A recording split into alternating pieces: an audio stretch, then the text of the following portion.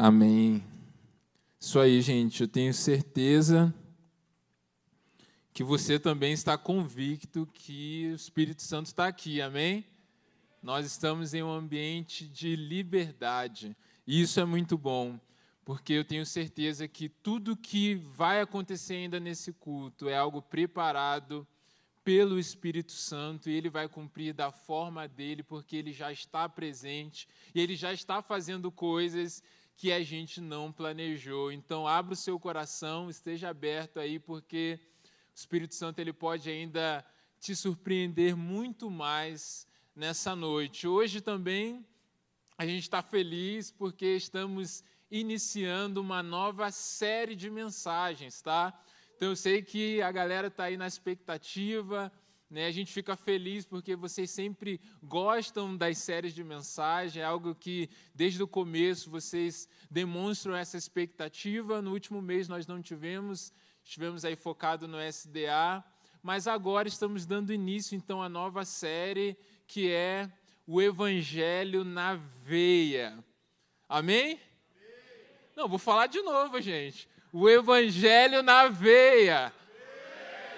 Isso aí, gente. Esse tempo nós vamos estar, então, trabalhando temas, né, mensagens que fortalecem e que fundamentam a nossa fé. Tá? Toda a Bíblia, ela é a verdade. A Bíblia inteira ela é a palavra de Deus. Né? E na Bíblia há muitos ensinamentos que eles são aqueles que fundamentam a nossa fé, que toda a nossa fé, tudo aquilo que a gente acredita e tudo que a gente vive, né, está fundamentado então nessas verdades. Mas nessa série nós vamos usar principalmente no Novo Testamento aquilo que nós entendemos como as cartas enviadas às igrejas ou a algumas pessoas, tá? Essas cartas, embora elas estejam no Novo Testamento, mas são cartas que elas abrangem um tema que está em toda a Bíblia, porque os apóstolos, aqueles que escreveram as cartas, eles usaram toda a Bíblia, as leis, os profetas, o testemunho que eles tiveram de conviver com Jesus, de ver tudo aquilo que aconteceu, e eles escreveram inspirados pelo Espírito Santo em um tempo onde a fé ela era combatida com muita cultura, culturas diferentes, com muitas ideologias, com muitas mentiras, e eles precisaram então ser inspirados pelo Espírito Santo e para escrever essas cartas, para que a igreja não viesse a se desviar do caminho designado por Deus. Amém? Então, essas verdades, elas vêm não apenas para nos fortalecer, para nos fazer perseverar, mas eu quero que você já esteja preparado e aberto, porque essas verdades também vêm para confrontar e para colocar à prova aquilo que nós acreditamos, a forma com que acreditamos e também se é verdade aquilo que nós estamos vivendo. Então, você está preparado? Prepara então aí o lombo, se prepare porque vem pedrada, vem muita coisa boa, vem muita inspiração, muito encorajamento, mas vem aquele também que a gente fala assim, ai, né? Porque a gente é a palavra de Deus e a gente tem que estar preparado para isso. Beleza? Então abra sua Bíblia na carta de 1 João, é a primeira carta de João. Então, quero que você já vai abrindo aí o capítulo 2. O tema da mensagem de hoje é o amor que Deus odeia. Amém? 1 João 2, 15.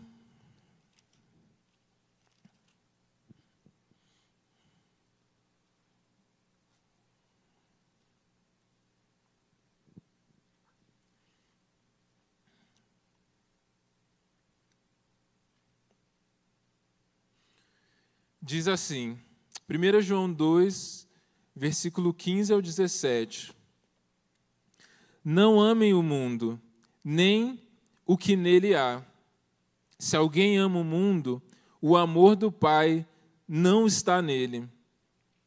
Pois tudo que há no mundo, a cobiça da carne, a cobiça dos olhos e a ostentação dos bens, não provém do Pai, mas do mundo. O mundo e a sua cobiça passam, mas aquele que faz a vontade de Deus permanece para sempre. Amém? Os poucos versículos aí, mas que já nos ensinam muita coisa. Você lembra que na série dos 4 amores, o pastor Jefferson ele trouxe uma palavra trazendo sobre o que é o amor. E nessa palavra, algo que nos marcou bastante foi entendermos que Deus é amor, mas o amor não é Deus, né? E o amor, ele não pode se tornar um Deus nas nossas vidas porque ele se torna um ídolo. E tanto que o amor não é Deus, que existe um amor que Deus não gosta. Existe um amor que Deus ele abomina. E esse amor é o que está aqui escrito, que nós vamos falar hoje sobre o amor ao mundo, tá? Mas antes de a gente entrar mais firme nesse tema, eu queria falar um pouco sobre essa carta, né? O apóstolo João, ele foi aquele, de todos os apóstolos, aquele que morreu por último, né? E ele escreveu essa carta muito por causa daquilo que eu falei no começo. Ele escreveu porque a igreja, ali no final do primeiro século, estava vivendo um tempo onde falsos mestres estavam se levantando no meio da igreja. Pessoas que viveram como igreja, estavam vivendo como corpo, mas que estavam se aproveitando de estar no meio da igreja para trazer ideologias e filosofias de fora. Então, mais forte que nesse período aqui que João escreve é o gnosticismo. O que o gnosticismo ele defendia? Eles entendiam que a matéria ela era má e que só o espírito era bom. Então, o que isso queria dizer? Que o corpo, por exemplo, sendo matéria, o corpo ele é algo mau, ele era algo ruim. E o nosso espírito apenas, ou a nossa razão humana, isso era a única nossa parte boa.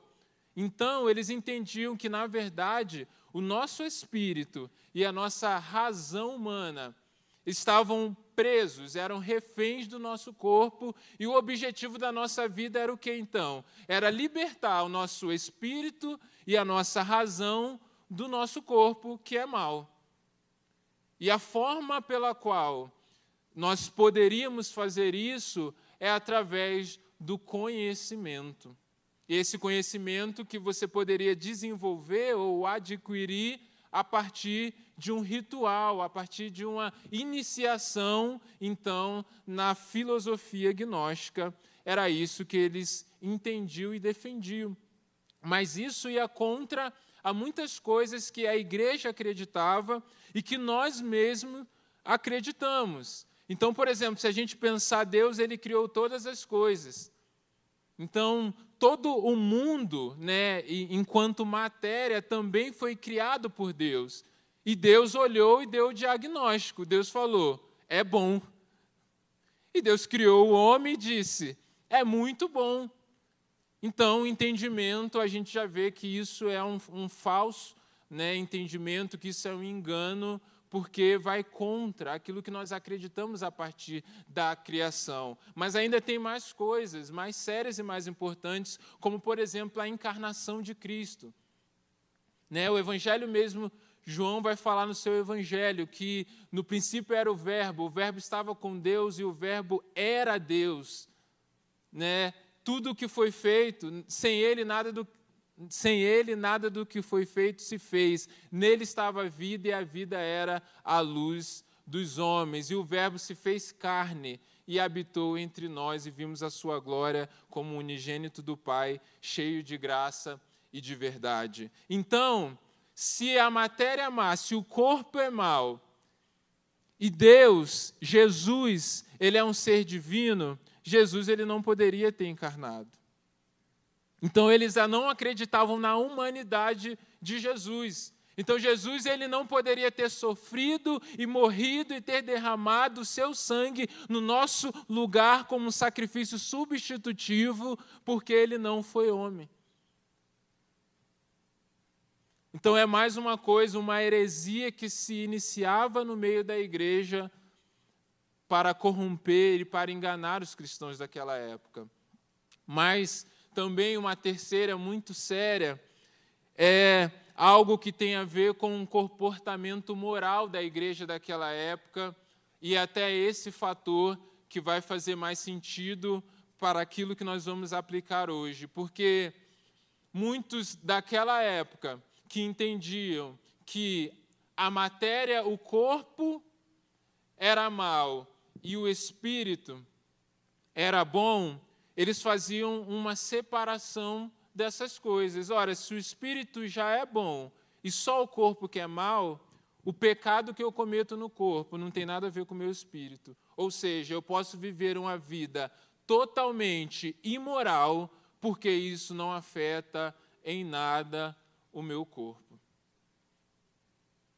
O pecado que eu cometo no corpo, ele não me afeta espiritualmente, e a gente sabe que isso também é um engano. E João ele vai combater isso de várias maneiras. A gente vai ver no livro ele falando, olha, isso que vos acabo de escrever é acerca do que vos procuram enganar. No capítulo 2, versículo 26. No capítulo 4, versículo 2 e 3, ele vai dizer, olha, nisto reconheceis o Espírito de Deus, todo espírito que confessa que Jesus Cristo veio em carne é de Deus, e todo espírito que não confessa a Jesus não procede de Deus, pelo contrário, este é o espírito do anticristo. Então João, ele vem nessa carta mostrar um retrato do que é ser um verdadeiro cristão. E é muito interessante a gente começar por essa carta, porque João aqui ele quer tirar todo mundo de cima do muro. O Espírito Santo ele inspira João para separar os homens dos meninos. Aqui ele não está preocupado, a Bíblia não está preocupada, o Espírito Santo não está preocupado em falar assim, é mais ou menos, é morno. Não. Aqui os termos que o Espírito Santo usa João para expressar é luz ou trevas. Ou é o Espírito de Deus ou é o Espírito do anticristo. Ou você é filho de Deus ou você é filho do diabo. São essas as palavras que João usa para descrever um cristão verdadeiro. E aqui no texto que nós lemos, então, ele vai dizer, ou você ama a Deus, ou você ama o mundo. Porque se você ama o mundo, o amor de Deus, ele não está em você. Ele está dizendo, as duas coisas não vão conviver juntas. Você precisa sair de cima do muro, porque um cristão verdadeiro, ele vai amar a Deus e ele vai abandonar as coisas do mundo. E aquele que não ama a Deus, ele vai viver segundo os padrões, segundo as cobiças do mundo. E quando João, então, ele começa a expressar, as características do mundo, e é até interessante a gente falar sobre o que ele está falando como mundo, porque a gente pode pensar assim, poxa, o que é não amar o mundo? A gente pode pensar, será que é o mundo, o universo? Não é isso. A gente sabe que a Bíblia mesmo nos diz que Deus ele criou o mundo enquanto universo. O mundo físico. Também aqui não está falando sobre o mundo, a humanidade. Então, por exemplo, quando João mesmo vai escrever também em João 3,16, porque Deus amou o mundo. Aqui João está falando sobre o mundo, todas as pessoas, porque todo aquele que nele crê, né? Mas esse mundo que João está falando enquanto um sistema inimigo de Deus. É aquilo que muitas vezes nós chamamos de mundano, não porque é da terra, mas porque revela um estilo de vida de desobediência, um estilo de vida que transgride a vontade de Deus, um estilo de vida contrário àquilo que a Bíblia nos ensina. Esse é o mundo, é como a gente aprende também, não vos conformeis com este mundo. É mundo enquanto um estilo de vida que desagrada a Deus, um estilo de vida que vai contra aquilo que Deus ele nos ensinou. E aí, então, João ele vai resumir um pouco do que é esse mundo. Ele vai dizer, não ameis o mundo, nem o que há no mundo. Mas tudo que está no mundo, ele vai dizer, pois tudo que há no mundo, e aí ele vai falar 3 coisas. A cobiça da carne, a cobiça dos olhos e a ostentação dos bens. Em outras versões vai falar, em vez de cobiça, concupiscência, e no lugar de ostentação dos bens, a soberba da vida também, que é o que a gente conhece mais. E é muito interessante a gente pensar isso, porque são 3 armadilhas que o mundo usa para nos acorrentar. E João mostra também, colocando essas cobiças, esses desejos, como um resumo do que há no mundo. Ele está dizendo que o motivo pelo qual nós amamos o mundo, ou o motivo que nos faz decidir, optar por esse estilo de vida do mundo, é o fato de não encontrarmos a satisfação verdadeira em Deus.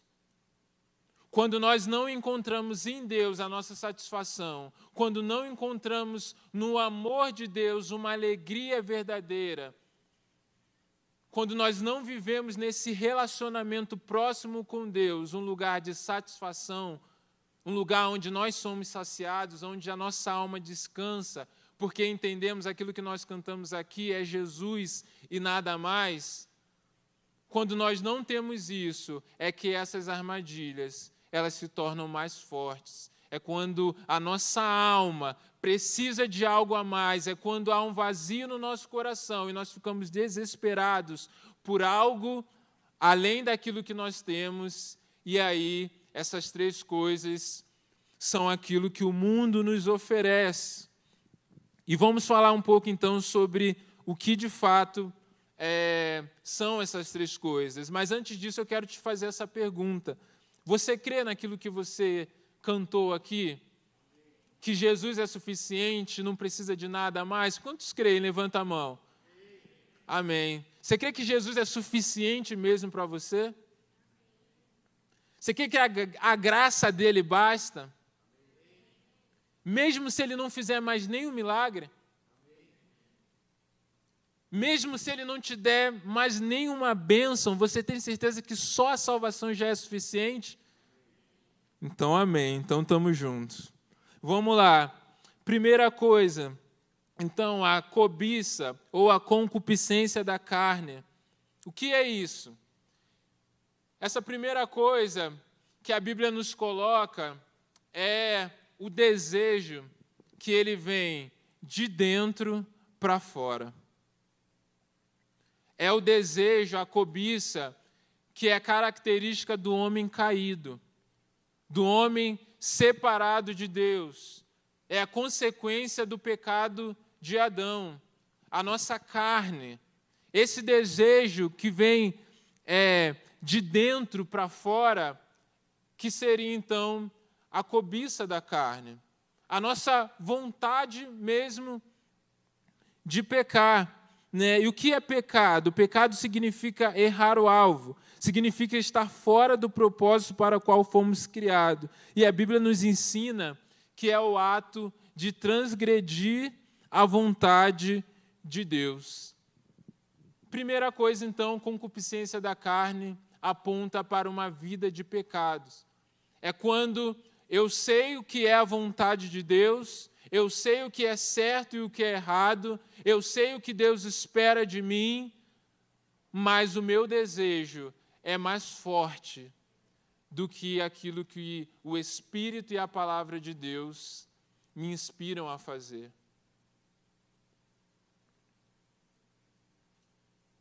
Isso é viver a concupiscência da carne, uma vida dominada pela carne, uma vida dominada pelos desejos. É o desejo como sentido da vida, é aquilo que nós temos como hedonismo. Uma vida controlada pela carne, uma vida de pecado, uma vida que desagrada a Deus. Só que o pecado, ele é como... Você já foi numa... Quantos aqui gostam de lasanha? Todo mundo gosta de lasanha, né? Então, alguns aí já estão com fome. Falar de comida. Quando a gente está com barriga vazia, a lasanha ela é muito tentadora. Agora, imagina só, você saiu de uma churrascaria, de um rodízio de churrasco. Você saiu de um rodízio de pizza. Está lá cheio. Alguém te ofereceu uma lasanha. Você vai aceitar? Ô, louco. O Will tá ali, né?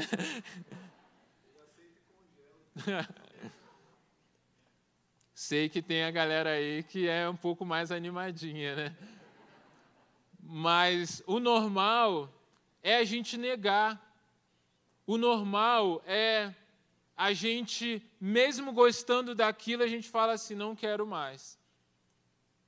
Mas só que passa um tempo depois, passa 10 minutos, pela multidão de testemunha, mas passa 1 hora, 2 horas, 3 horas, aquilo serviu por um tempo. Mas aquilo não vai te alimentar permanentemente. E aí você vai precisar o quê? Comer novamente. Só que o pecado, aquela porção que te sustentou na primeira vez, pode não ser suficiente para te sustentar na segunda vez, porque é como um abismo que chama outro abismo. Até que aquilo que muitas vezes a sua carne manifestou em você como um desejo, como algo de uma só vez, se torna algo constante, se torna um vício, se torna uma iniquidade, que é o pecado que eu me acostumei. Não é mais aquele pecado que eu deslizei, não é mais aquele pecado que alguém me fechou no trânsito e eu profetizei que essa pessoa vai ser missionária lá na Síria. Não, mas é aquele pecado que eu sei que está errado, que eu sei que está desagradando a Deus, que eu sei que está me tirando da comunhão com Deus, mas conscientemente eu vou lá e peco. Isso é o amor que o mundo faz. Isso é o amor que o mundo oferece. Algo como um churrasco, como uma pizza, como uma lasanha, que nos atrai, que manifesta um desejo muito forte, mas que no final tem um salário de morte. Mas o que Deus preparou para as nossas vidas é um caminho de vida, é uma satisfação nele, é uma vida eterna com Ele. Então essa é a primeira armadilha que o mundo vai te usar para te acorrentar e para te prender, para nos prender. Segunda coisa, a concupiscência dos olhos. Enquanto a concupiscência da carne é um desejo de dentro para fora, a concupiscência dos olhos é de fora para dentro. Talvez eu nem quero aquilo, eu nem preciso daquilo, mas uma vez que eu vejo, aquilo desperta o desejo em mim. Eu não queria, eu não precisava, eu nem lembrava, mas uma vez que eu vi, eu não consigo me controlar. E essa concupiscência é aquilo que, por exemplo, Eva caiu. É uma armadilha que o diabo usou diversas vezes na Bíblia. Foi assim que Davi caiu também. Olhou lá pela janela a mulher e a desejou. Eva viu o fruto que era de boa aparência e desejou.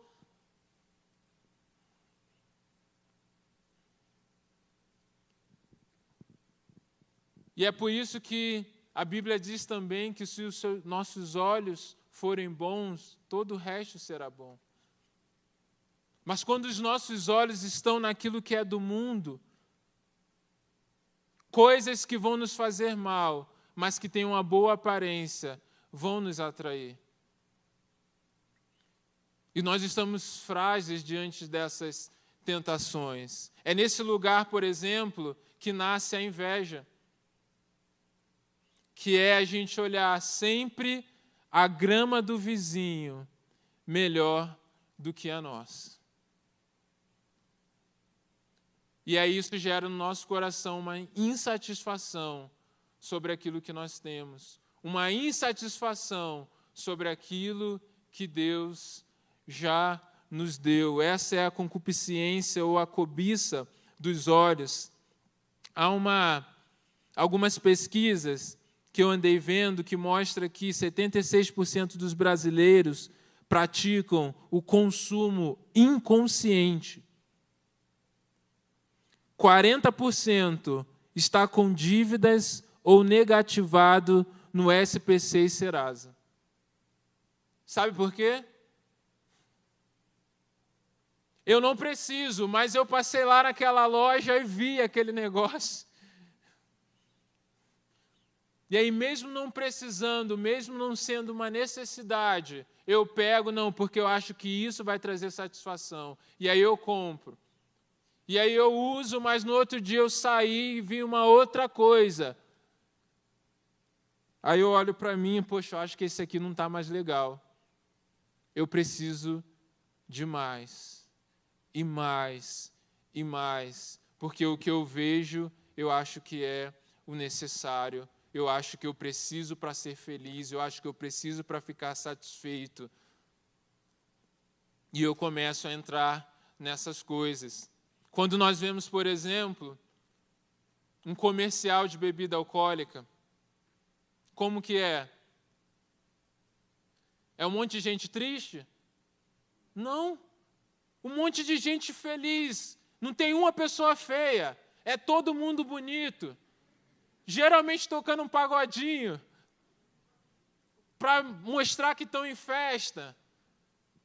Está todo mundo sempre celebrando, geralmente numa praia também. Todo mundo feliz, aquela imagem de uma vida ótima. Por que os comerciais são assim? Para mostrar para você que se você consumir aquela bebida, esse vai ser o retrato da sua vida. Para mostrar para você que aquela bebida vai trazer aquele nível de satisfação. Se você consumir aquilo, a sua vida vai ser só alegria, só festa.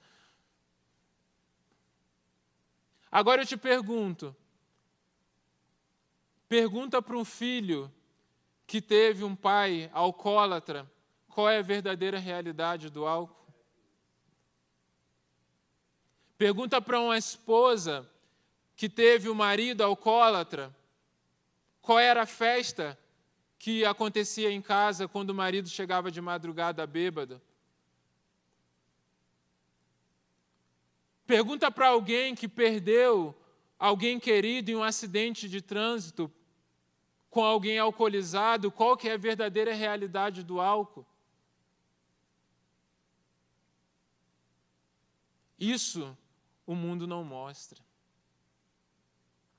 Porque o mundo, ele quer mexer com as pessoas através da cobiça dos olhos, mostrando uma realidade, quando na verdade os fatos são totalmente diferentes.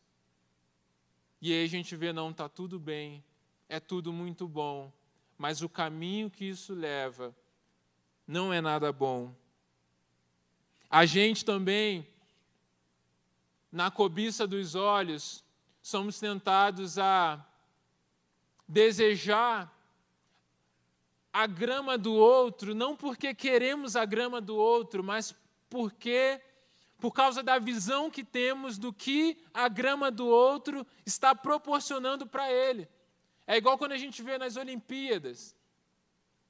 A gente vê lá, quando o cara é campeão, as reportagens, a comemoração, toda aquela honra, todo aquele sucesso, e aí você pensa assim, poxa, eu queria ser um atleta. Queria ir lá para a Olimpíada. Não é assim? Dá essa vontade. Quando a gente vê, já falei isso aqui outra vez, quando a gente vê alguém se formando na faculdade, lá na formatura, não dá a maior vontade de você juntar lá, pegar um caneco também, vestir uma roupa e começar a comemorar? Agora vai ver que horas aquele atleta acorda todos os dias, passa lá um mês treinando junto para ver se aquilo mesmo realmente vai ser o seu sonho. Porque na verdade, o que eu quero não é ser um atleta. Eu quero a glória do sucesso.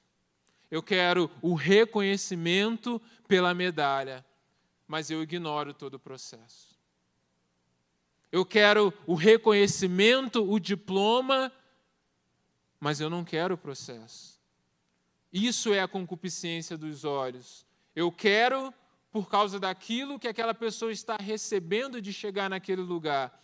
E isso não é apenas para esses casos. Isso pode ser por qualquer tipo de posição, qualquer tipo de status e reconhecimento. Quantas vezes nós não desejamos coisas ou lugares e quando a gente chega lá, a gente pensa assim, poxa, pensei que era melhor estar aqui. Porque a realidade, quando você está dentro, é totalmente diferente do que quando você estava de fora, apenas olhando. Inclusive, na igreja. Né? Se você quer ser pastor, não decida ser pastor no dia do aniversário do pastor, não. Porque é muito mais do que isso. Todo chamado tem também os seus preços. E em terceiro, a terceira armadilha que João coloca aqui é a soberba da vida. A soberba da vida é, não basta eu ter o que outro tem, eu preciso ter mais do que o outro. Ninguém é soberbo sozinho. A soberba, o orgulho é o querer vangloriar-se. E aí eu sempre me lembro do Kiko. Sabe o Kiko? O Kiko e o Chaves? Chaves está lá brincando com o aviãozinho de papel, todo feliz, todo alegre, todo realizado. Aí chega o Kiko lá, não está com nada. Mas ele olha assim, Chaves feliz, aí volta lá, vem ele com o protótipo de nave espacial dele, mas aí não está suficiente ainda ele ter mais do que o Chaves. Ele quer mostrar que ele tem. Aí ele começa.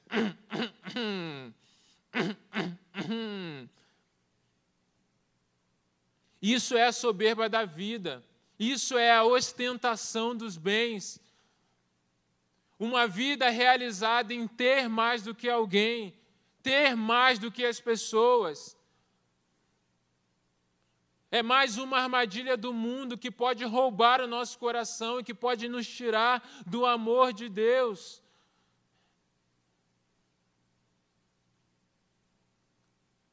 E muitas vezes isso se manifesta de outras maneiras, não apenas querer ter mais do que alguém, mas querer mostrar. Eu lembro uma vez eu estava conversando com uma pessoa e ela estava falando assim, esses últimos telefones aí, iPhone e tudo mais, eles estão muito pequenos. Eu falei, como assim?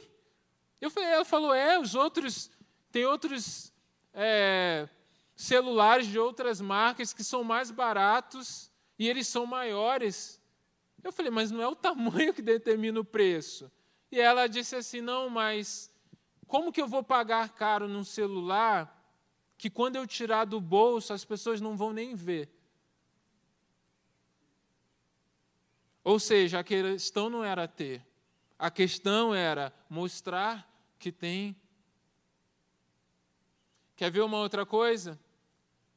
Você tem aquele teu amigo, teu brother lá do trabalho, ou a sua best lá, pessoa que é junto com você lado a lado ali, parceria, mas aí aquela pessoa foi promovida, aquela pessoa cresceu na vida, e aí se tornou o seu chefe, a sua chefe, e agora está ganhando o dobro do seu salário. E aí, se eu estou amando o mundo, se eu tenho essa soberba da vida no meu coração, o que eu começo a fazer? Ninguém me vê aqui.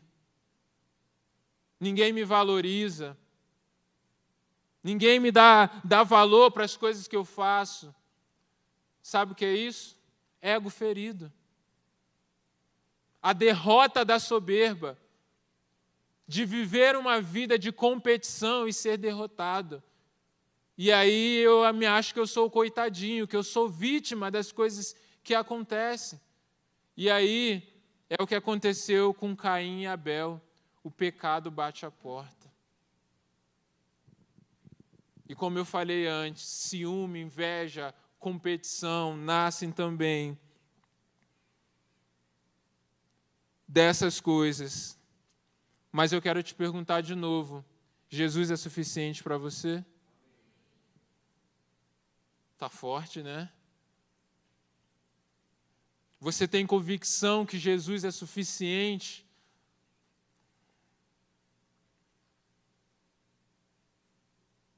Porque ou nós amamos a Deus, ou nós amamos o mundo. Ou nós amamos a Deus verdadeiramente, ou nós vivemos uma vida de pecado na carne. Ou nós amamos a Deus, ou nós somos dominados pelas coisas que atraem os nossos olhos. Ou nós amamos a Deus, ou nós tentamos viver uma vida de aparência que demonstra algo para as pessoas. Uma vida que busca reconhecimento, sucesso. Você tem sonhos, você tem objetivo, você tem focos, você já pensou por que de fato você quer isso? Você já pensou por que de fato você está na faculdade que você está? Você já pensou por que de fato você está no namoro que você está?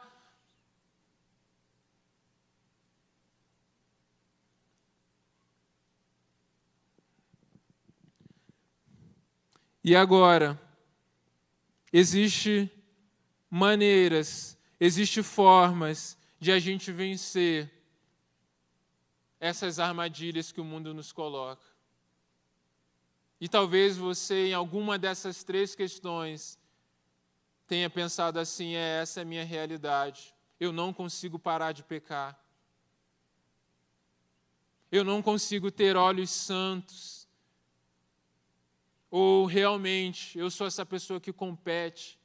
Eu sou essa pessoa que não aceito ser rebaixado, que quero ser sempre melhor que alguém. Só tem uma forma de a gente vencer isso. É realmente entender esse amor de Deus. É realmente deixar que esse amor de Deus tome conta do nosso coração e encontrar essa satisfação nele. Vivermos de fato aquilo que nós cantamos e aquilo que nós declaramos aqui. Mas há alguns passos que a gente entende também que é possível fazer isso. Como faço para vencer as armadilhas do mundo e viver esse amor? Em primeiro lugar, ser filho de Deus. Só os filhos de Deus conseguem viver isso. Eu poderia dizer para você, olha, se você não é feliz de verdade, se você fica muitas vezes triste, se você sofre de insatisfação, você pode conversar com pessoas, você pode tomar algum remédio, você pode fazer algum tipo de terapia, mas eu estaria mentindo para você. A única maneira de ser feliz de verdade, a única maneira de ser verdadeiramente feliz e permanentemente feliz é tendo encontro verdadeiro com Jesus Cristo. Quando nós vivemos uma vida buscando coisas do mundo, seja nos relacionamentos, seja no status, seja na imoralidade sexual, seja em qualquer coisa que o mundo oferece, a forma de sermos libertos é salvação, reconhecimento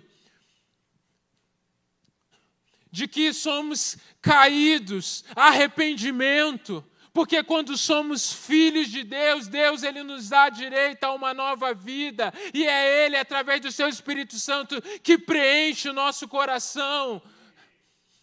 Então, se você está vivendo uma vida assim, uma vida triste, se você é aquela pessoa que, cara, eu não consigo parar de reclamar da vida, eu não consigo ser feliz permanentemente, eu tenho alguns momentos de alegria, de curtição, e logo eu estou triste novamente, eu quero dizer, você precisa de Jesus.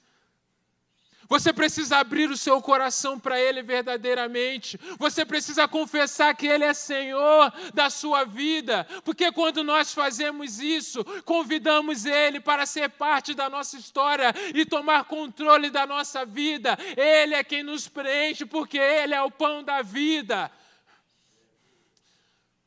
Esse é o primeiro passo, entregar a sua vida totalmente a Jesus. E viver esse amor. Segunda coisa, vivermos um relacionamento íntimo com Ele. É só nessa intimidade. Porque é na intimidade que eu o conheço e eu entendo o privilégio que é representá-lo. Quando eu não tenho relacionamento íntimo, um relacionamento verdadeiro com Jesus, eu sou como na parábola do filho pródigo, aquele filho que ficou em casa. Um filho que estava em casa, um filho que tinha tudo que era do pai, mas ele não sabia que era dele. Ele não sabia do privilégio e ele estava insatisfeito em casa, porque não sabia que na casa do Pai ele tinha direito a tudo que era do Pai. Em Deus, quando somos filhos de Deus, nós temos direito a tudo que Ele preparou para nós, a tudo que é do Seu reino. Mas se não nos relacionamos perto com Ele, nós optamos pelas coisas do mundo, porque não temos coragem de acessar nele aquilo que temos como direito. A santidade, a pureza. Isso é o direito que Deus nos deu. Isso é um presente de Deus. Eu me lembro quando eu era criança. E aí eu fui convidado na minha cidade para representar o prefeito no desfile da cidade, no aniversário. E aí tem a rua principal da minha cidade. E eu era novinho lá, ia de terno com aquela faixa, estufava o peito.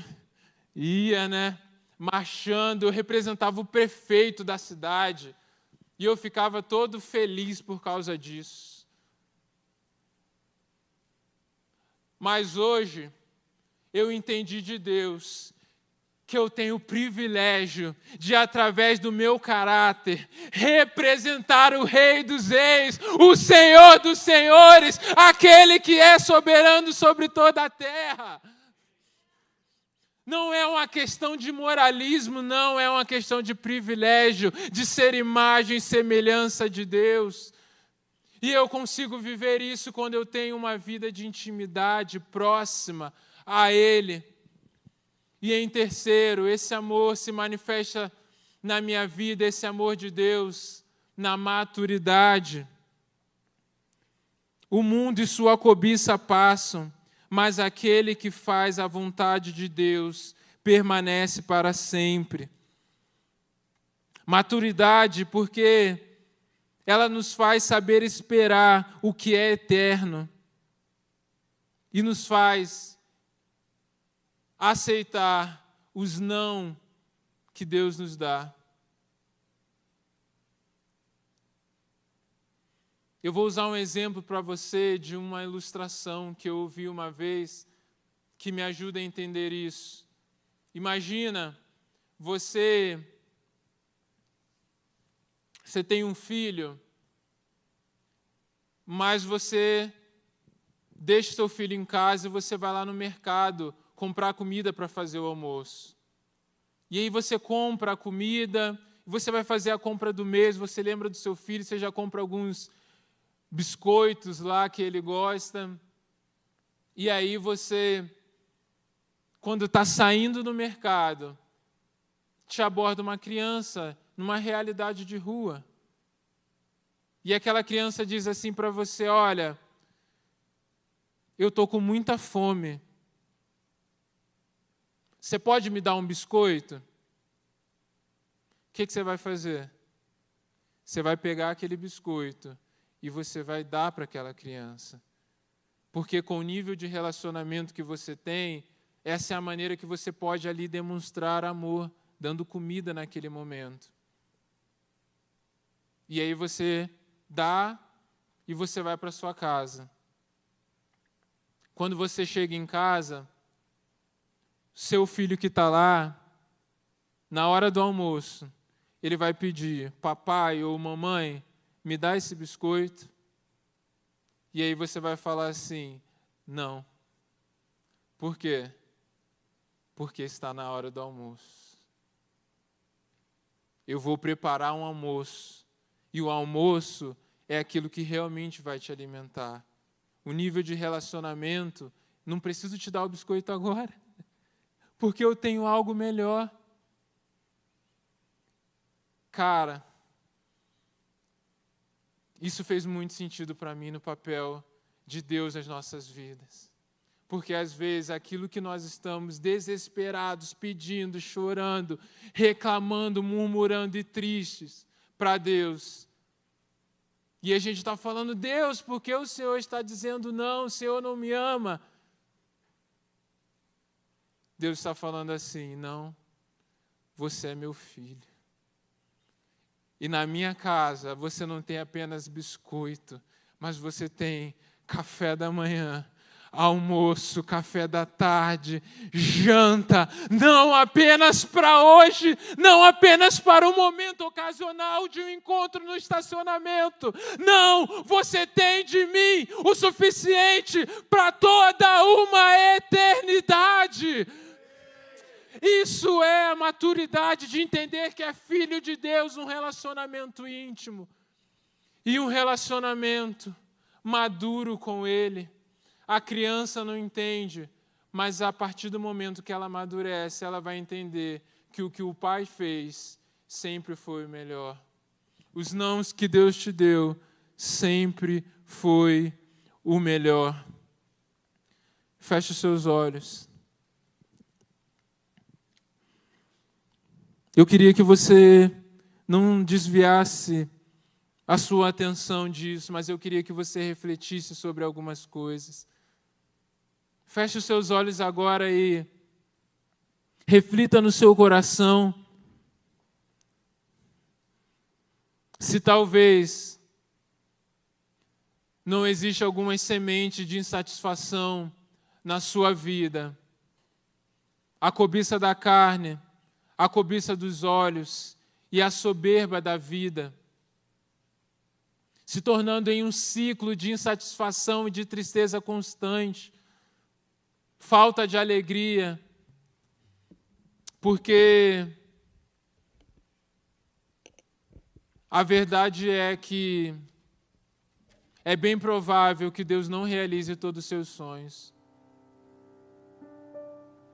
É bem provável que muita coisa que você ora hoje, você não receba de Deus. É bem provável que muita coisa que você dá muito valor, Deus não valorize, não está preocupado em te dar.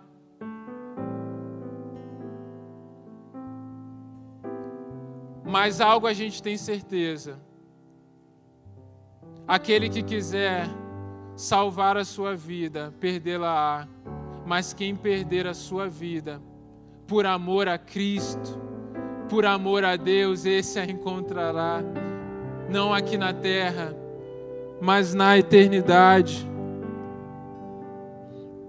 Porque quando as coisas da terra começam a perder o valor, não é porque nada aqui é importante, mas é porque o seu tesouro está no céu.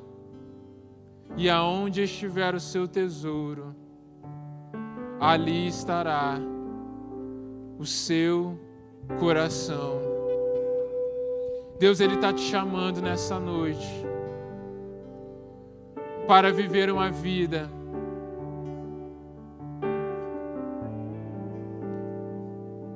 separado do mundo. E Deus, Ele te convida para um posicionamento diferente com Ele, porque as duas coisas não vai dar para conciliar. Ou você ama a Deus, ou você ama o mundo. Ou eu sou filho de Deus, ou eu sou filho do diabo.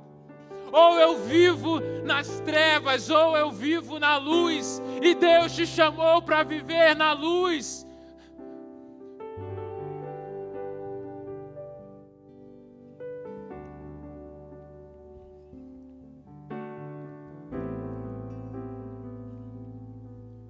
Essa palavra é uma palavra de denúncia.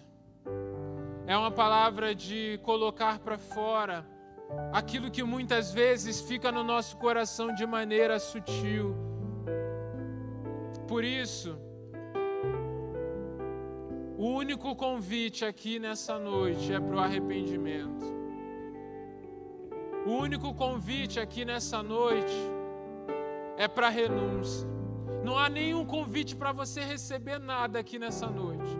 É só para deixar. É só para quebrar. Mas eu consigo ver vasos sendo quebrados aqui. Eu consigo ver coisas valiosas aqui sendo deixadas no altar. Mas eu consigo ver corações libertos agora. Tem pessoas aqui que achavam que precisavam de muitas coisas para serem felizes. Tem pessoas aqui que estavam dando tudo por uma coisa apenas, achando que era isso. Mas Deus hoje está falando, você não precisa. Você já tem tudo na minha casa, eu já planejei tudo. Então, começa a deixar no altar agora.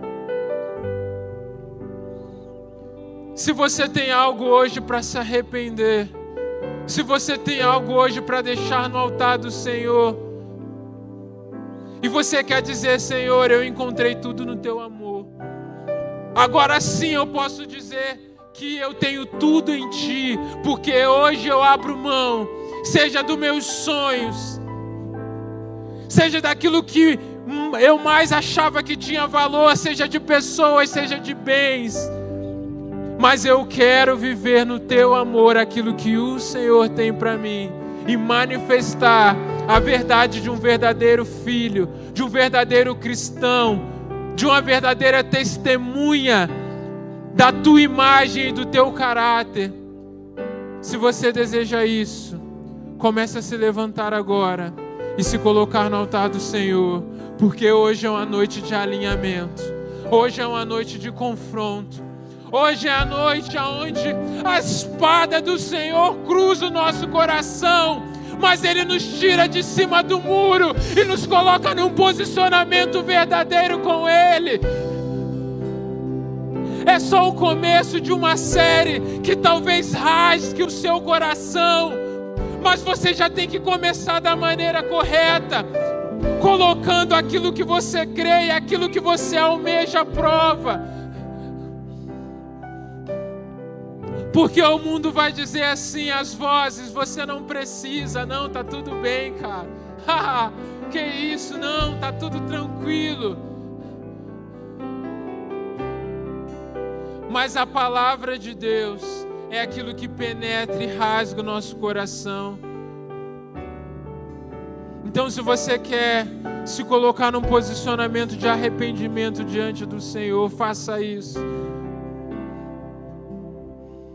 E talvez hajam pessoas aqui, talvez haja alguém aqui que não tem certeza da sua salvação, que você não sabe se realmente você entregou o seu coração verdadeiramente a Jesus, se realmente você é filho de Deus.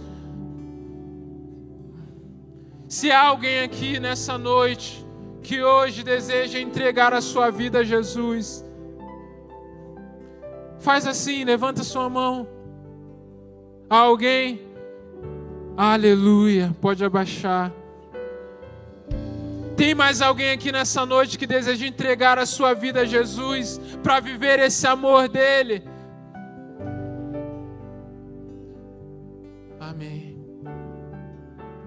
Pai, nós nos colocamos diante do Senhor, ó Pai. Nessa noite, Pai, numa condição de arrependimento, Pai. Pai, nos perdoa, porque muitas vezes, ó Pai, somos dominados pela carne, pelo pecado e achamos que está tudo bem, achamos que é normal, Pai. Nos perdoa porque muitas vezes, ó Pai, os nossos olhos são maus, ó Pai. Nós somos dominados pelos desejos dos nossos olhos. Desejamos aquilo que não precisamos, desejamos aquilo que é do outro. Nos perdoa, Deus. Nos perdoa, Deus, por toda ambição de sermos, ó Pai, melhores do que os outros, de queremos ostentar bens, ostentar posições, ó Pai, ostentar reconhecimentos, Deus. Tira todo orgulho do nosso coração, ó Deus, porque Lúcifer já tinha glória, Lúcifer já era criado por Deus, mas ele caiu porque ele almejou ser como Deus. Nós nos arrependemos, ó Pai, pedimos perdão ao Senhor, ó Deus, porque queremos viver o Teu amor, queremos viver separados do mundo. Que sejamos filhos verdadeiros, que sejamos íntimos, ó Pai, a ponto de desfrutarmos do privilégio que é representar o Senhor no Teu caráter, ó Pai. E porque, ó Pai, queremos ser maduros o suficiente, ó Pai, para entender, ó Pai, que o Senhor não vai nos dar tudo, talvez até tire. Talvez amanhã tenhamos menos do que temos hoje, aos olhos humanos, mas sabemos que estamos investindo em tesouros no céu, ó Pai, onde a traça não corrompe, onde o ladrão não vem e rouba, ó Deus.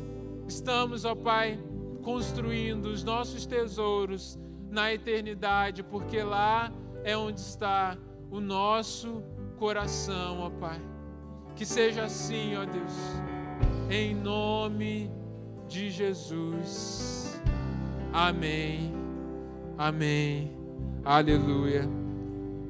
Que o amor de Deus, o nosso Pai, que a graça redentora do nosso Senhor Jesus Cristo, que o consolo e o poder do Espírito Santo seja sobre você, sua casa e sobre toda a igreja de Jesus, espalhada por toda a terra hoje e para sempre.